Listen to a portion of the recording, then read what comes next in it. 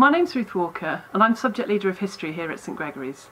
We believe that it's really important for students to have a strong sense of where we have come from in order to make good decisions about where we go next, politically, economically and socially.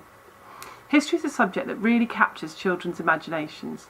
They love to know what life was like for people in past societies, what food they ate, what music they listened to, what they did in their leisure time, what battle was like, how medical problems were treated and so on.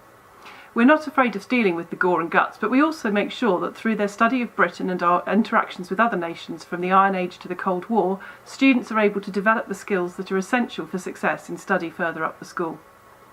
With that in mind, we really focus on students' ability to write excellent answers from the earliest stage. Using support and scaffolding where needed, we set the challenge high and require students to answer questions in the style of some of those on a GCSE paper, while using the knowledge and understanding they gain in each year between Year 7 and Year 9.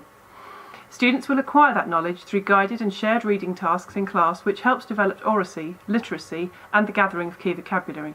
They then apply that knowledge to their written answers.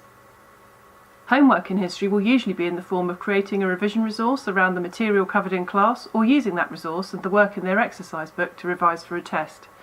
These tests are low stakes and do not count towards any end of year grade, but they do enable us as teachers to see where students have secured knowledge and where they need to receive more input. Parents often ask what's the best thing they can do to help their students to do well in history. We tell them two things. Firstly, students need to read as much as they can. This doesn't mean reading through hundreds of pages of history books, although if they want to, then that's great. But if students read texts that challenge them and move them slightly beyond their comfort zone in terms of the language that is used, then they will acquire the rich vocabulary that they need to be able to communicate their ideas effectively.